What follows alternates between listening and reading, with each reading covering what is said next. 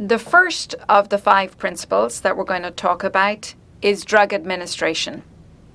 Have you ever thought about how many different ways drugs can be administered? So on the left-hand part of your slide are 3 broad categories.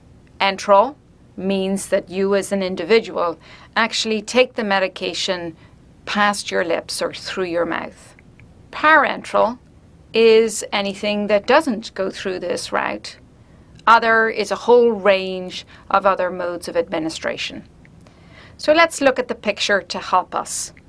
So enteral includes everything that is going through this orifice, the mouth, in addition to per rectum, as in a suppository, and in the mouth but underneath the tongue.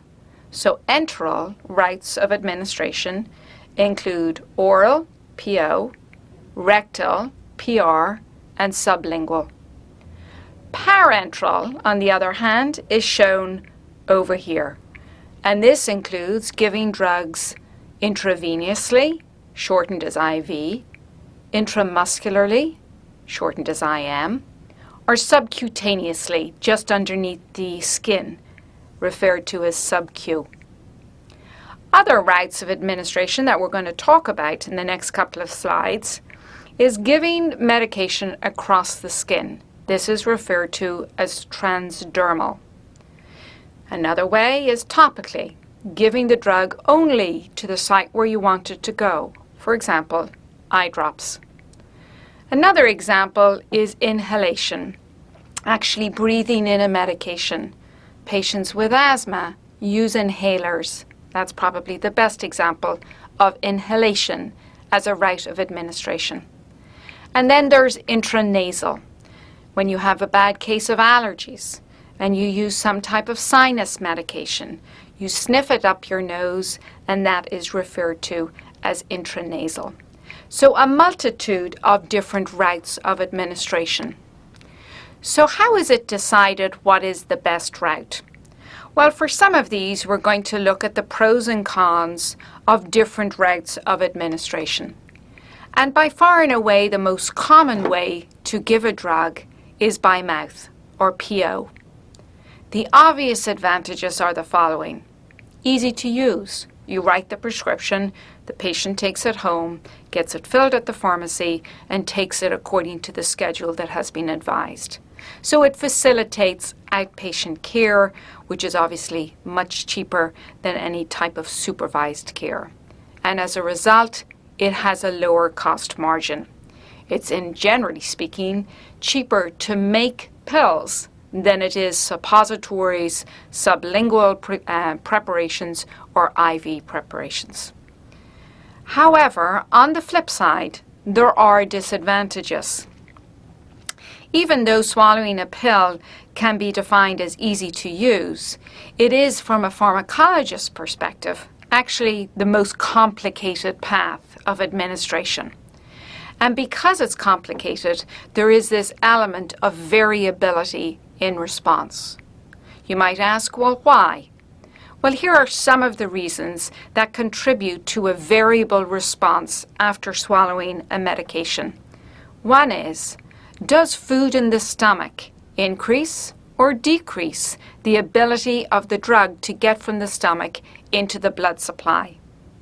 Does the pH of the stomach, i.e. the acidity of the stomach, in any way impact how the drug is going to move from the stomach into the blood supply, or from the intestine, anywhere along the GI tract, into the blood supply? Then there's the concept of first pass effect. And we're going to spend a little bit of time talking about the first pass effect. And then finally, biotransformation in the liver and the gastrointestinal tract, called GIT for short. Biotransformation refers to a manner in which a drug is altered prior to it actually getting into the liver. So let's look at this first pass effect. So in the top, in the left-hand box here, we have oral administration of a drug. Where does that drug go? Well, follow the red line down and you can see it going down along here. You can see throughout the GI tract, you're getting absorption across the GI tract. Where is that absorption going to? Well, it actually gets absorbed into a very large vein called a portal vein that goes from the intestine to the liver. The purpose of this vein is actually to transport nutrients primarily, but it will also transport any drugs that are administered by mouth. When the drug reaches the liver, it can undergo biotransformation or metabolism, and as a result, less of the drug actually reaches the circulation shown here as the vena cava.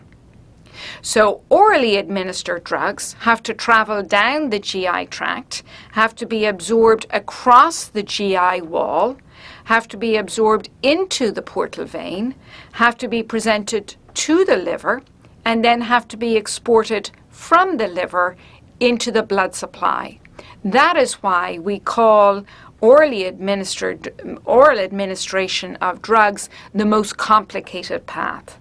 There are so many steps involved and so many different processes can occur at each of those individual steps. Looking at first pass effect more closely. First pass effect is a very, very important principle in pharmacology. So on the left here we have the dose of the drug.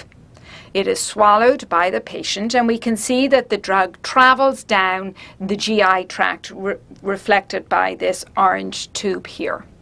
Some of the drug is going to be excreted in the feces through the rectum.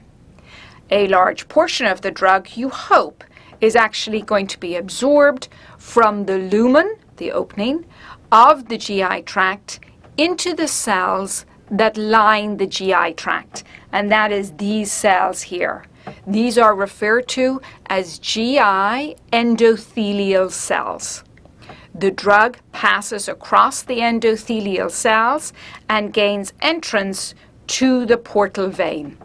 The drug is then carried in the portal vein along with all the other absorbed nutrients from the GI tract to the liver.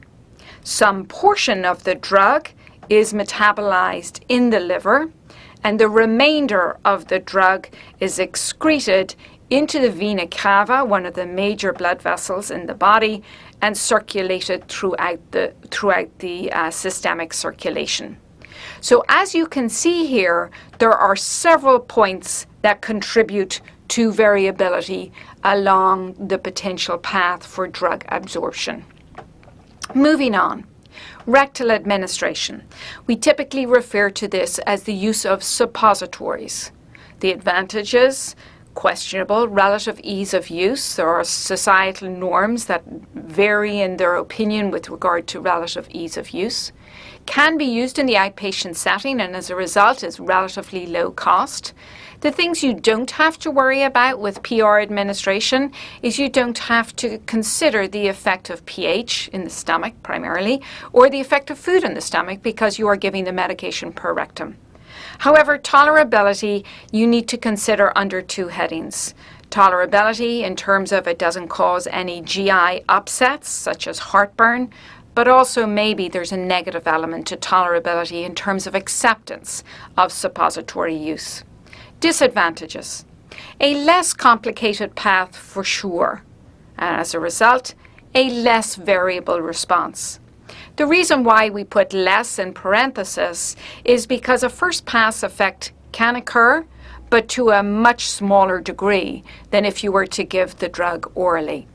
So only some percentage of the drug will be subjected to biotransformation in the liver. So let's look at this same picture again, and now we're referring to suppository use, rectal administration. The vast majority of the drug is going to enter into the vena cava directly across the submucosa of the rectum. A very small percentage of the drug may travel proximally up here and enter in through the portal vein to the liver. But the vast majority of the drug is going to be exempted from the first pass effect. And for this reason, it is considered a less complicated pathway for administration of drug. The next one to discuss is sublingual administration. The best example of a drug that is given sublingually is nitroglycerin. Nitroglycerin is a drug that is called a vasodilator. It opens up blood vessels. It's used in the treatment of angina in people who have chest pain because of poor blood supply. Nitroglycerin is typically administered under the tongue and gets very rapidly absorbed and gives rise to vasodilation and most commonly a resolution of chest pain. So the advantages of sublingual administration can be described as follows. Relative ease of use, you pop something underneath your tongue, can be used in the outpatient care, and as a result cost containment is an advantage. It has a very rapid onset of action, and I would emphasize this point. All of you probably know that the lining of the mouth, the oral cavity, has a very, very good blood supply. So if you have a molecule that can be absorbed across the buccal mucosa, that lining of the inside of the oral cavity, it can get access to the systemic circulation very rapidly. And it can do so by bypassing the stomach and the intestine. And this is a real advantage because it eliminates the first pass effect. So a much more direct route of administration for the user. Disadvantages can be, not always, can be that sublingual preparations are more expensive to make, and that cost, unfortunately, is often passed on to the consumer or the insurance companies. Taste, tolerability, acceptance on the part of the user can be an issue. Another example of a sublingual medication is medications that are used for the treatment of allergy. So a trademark, for example, would be Claritin. As a sublingual medication, loratadine dissolves very rapidly underneath the tongue and has a very quick uptake, but has this kind of sour, acidic aftertaste. There are naturally limited numbers of medications that are available by sublingual administration. So certainly a lot of advantages and fewer disadvantages. Moving along, if we give a drug intravenously, in parentheses there is intra-arterial, which is exceptionally rare to give drugs intra-arterial or intra-arterially, but is included here for completeness sake. So if you give a drug by IV, the advantages are, again, no first pass effect. You are giving the drug directly into the systemic circulation. So you have a better sense of what you give is what's delivered. As a result, you have this ability to control the dose of the drug that's delivered. You also have a very strong advantage of a rapid onset of action. Any of you who have had the misfortune of receiving an IV infusion at any point in the past will know that there is a lot of care involved in how the IV infusion is set up. As a result, the cost is higher because it requires more equipment. There is, of course, the potential of unintentional overdosing, and as a result, inpatient supervised care is typically required. So the real plus of IV administration is you know what you're giving, you know it's going to get there. The disadvantages are it's more painful for the patient, more costly for the healthcare system in general, and this potential of unintentional overdosing. We are seeing an increase in the use of intramuscular administration. The advantages, again, bypasses the liver, the intestine, and the stomach. It depends on whether the solution that the drug is mixed in is aqueous or non-aqueous, because this will determine the rate of onset of action. So if the active part of the drug is dissolved in an aqueous solution, then you can expect a fast onset of action. If the active moiety, the drug, is dissolved in a non-aqueous solution, then the onset of action is slow and sustained. This is actually an advantage. We use this chemical knowledge to decide how we formulate intramuscular drugs. So let's say, for example, we want to give a sustained preparation of a contraceptive pill, and we want the effect of that pill to last for 3, 6, or 9 months. We can encapsulate that medication, the active component of the contraception, the estrogen and the progesterone, in a non-aqueous solution. And this is now referred to as a depot preparation. We also use this commonly in psychiatry when we use drugs for the management of long-term conditions such as schizophrenia, where a class of medications called neuroleptics are used. We give those as depot preparations.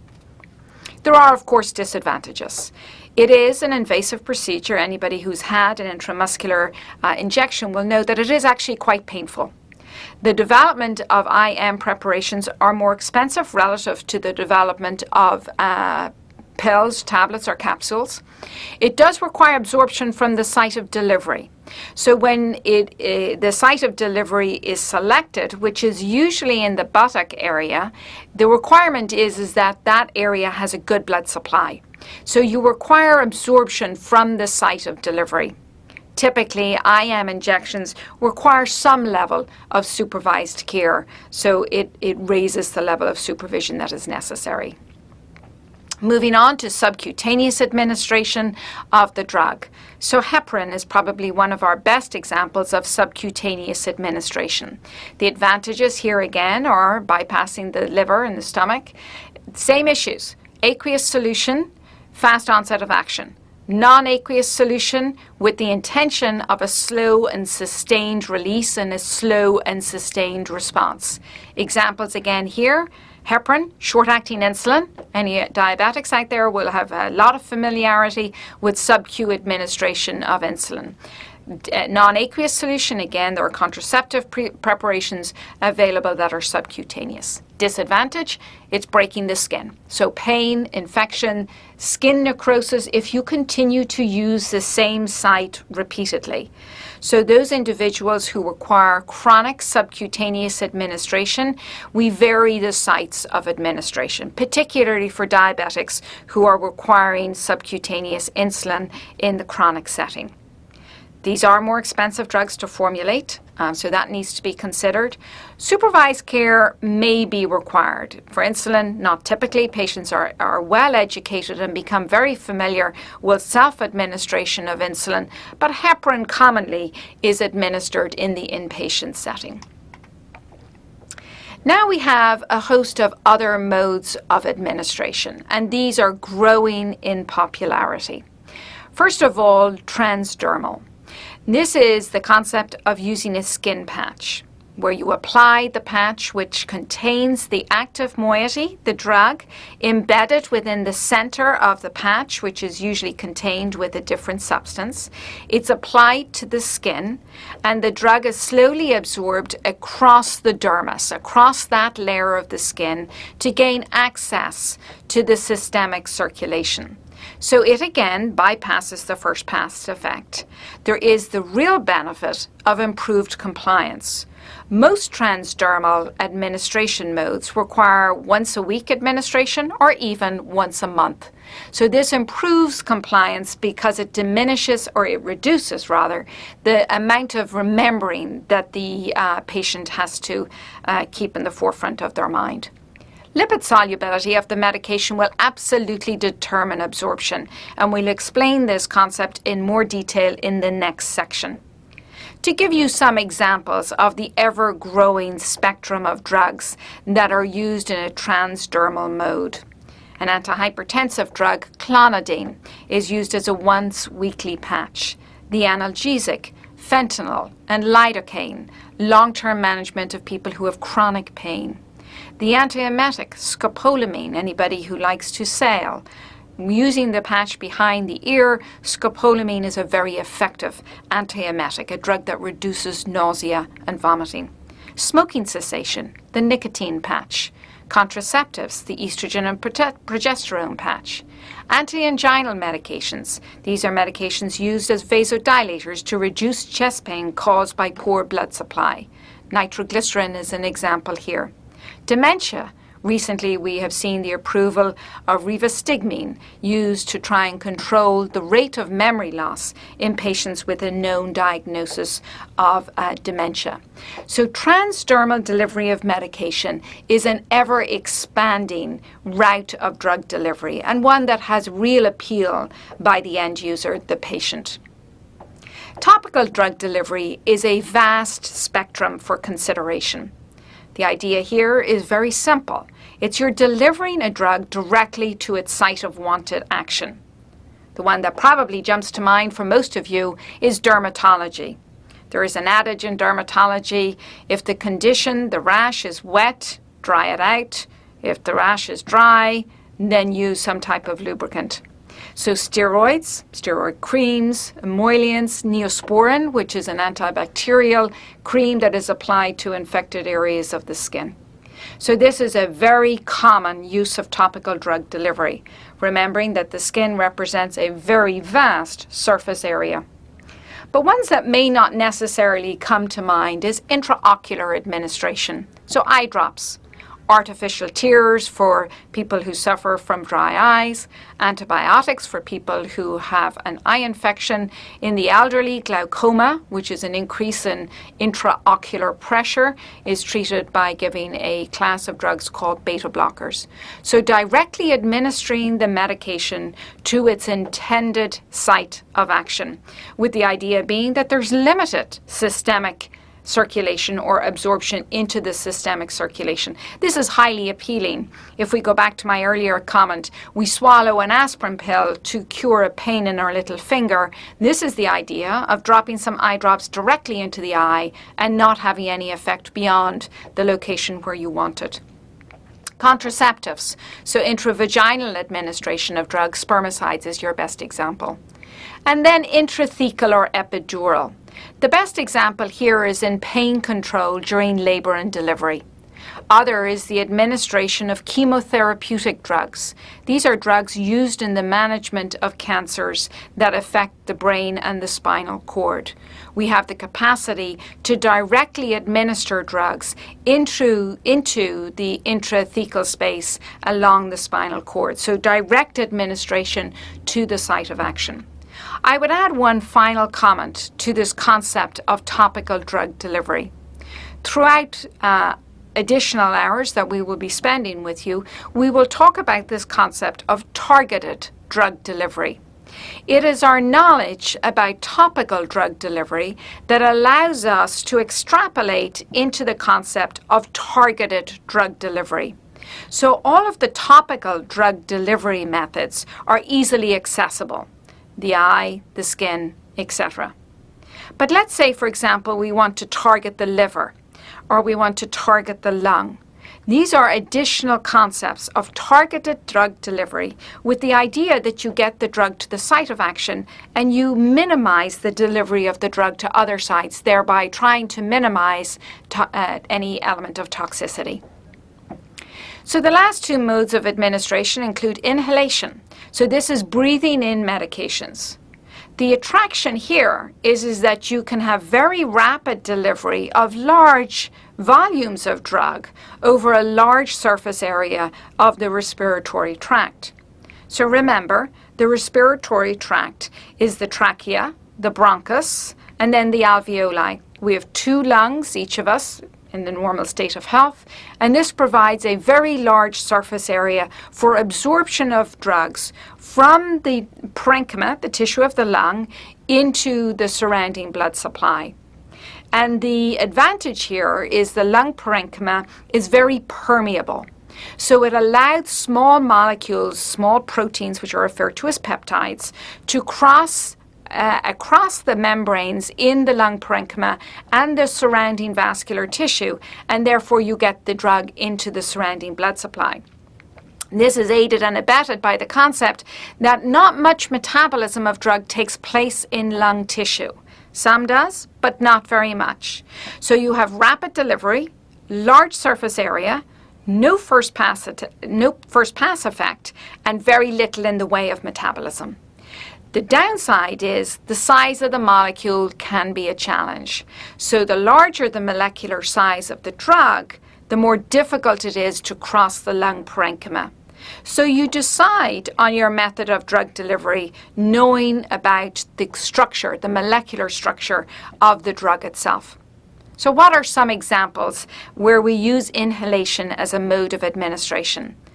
Probably the most common is if you've ever had an anesthetic. So we use anesthetic gases in addition to intravenous drugs to help put patients to sleep and to eliminate pain response during surgical procedures. Another very large category is drugs used to treat asthma. Now, in this situation, you could actually argue that this is an example of topical drug delivery, but not really. So even though you inhale the drug and you do dilate the airways directly in the drug, directly in the lung, you also get systemic absorption of the drug to enhance that local effect. Insulin for diabetes. We now have an inhaled form of insulin, which has the potential to provide a huge advantage in terms of acceptance and tolerability for patients as an alternative to subcutaneous insulin administration. And this is a real advance in human pharmacology. And then consider the downsides. There are two common examples of illicit drug use. Probably the most scary is the concept of huffing. This is the idea of inhaling volatile gases for the purposes of obtaining an emotional high. The illicit drug use of marijuana and cocaine are two additional examples. And then obviously the social activity of smoking cigarettes. The inhalation of nicotine gains very rapid access to the systemic circulation. And then finally, intranasal administration. So just think for 1 second the difference between inhalation and intranasal. When you administer a drug intranasally, you go through the active process of an intense sniff through the nose, whereas inhalation is the rapid intake of breath through the mouth using a device. So the intention with inhalation is for the drug to get access to the trachea, the bronchi, and the lung parenchyma. The intent of intranasal is direct absorption across the nasal passages. So nasal mucosa, much like the mouth, has a very good absorptive area. So intranasal administration is sniffing in a drug such as vasopressin, which is a hormone with the intended action being within the brain. We also, the flu vaccine, introduced a couple of years ago as an intranasal mode of delivery for a vaccine. It is highly beneficial for drugs which are predominantly peptides because they have this access across permeable barriers that allows access to the systemic circulation. An additional potential yet to be proven benefit of intranasal delivery is that drugs can cross the blood-brain barrier. So at the very top of the nose is what's referred to as the cribriform fascia. This is an area of relative weakness in the blood-brain barrier that permits drugs getting access into the brain, the circulation within the brain that would otherwise not get access to these areas. So that's intranasal delivery of medication. So let's take a little break here and see how we're doing in terms of your understanding. How many methods of drug administration can you remember? So think over the last couple of slides and see if you can come up with the vast majority of the different routes, and we did discuss a lot. So here they are: by mouth, per rectum, sublingual, intravenous, intramuscular, subcutaneous, inhalation, intranasal, topical, and transdermal. So an additional question. What is the first pass effect? So your options are: the first pass effect refers to the absorption of a drug from its site of administration, or it refers to how the drug reaches its first site of action, or it's how the amount of a drug can be reduced by metabolism before it reaches the systemic circulation, or finally, it is how a drug is metabolized after it reaches the systemic circulation. So which option would you choose? first pass effect? So the answer to the question is first pass effect refers to how the amount of a drug can be reduced by metabolism before it reaches the systemic circulation. I am sure that there are many of you out there who may have chosen the answer D. The difference between the two is D refers to the mechanism whereby the drug is metabolized, whereas C refers to the principle of how the amount of the drug can be reduced by metabolism. So a little bit of a tricky question there, just to make sure you're all on your toes. So we'll take a break here.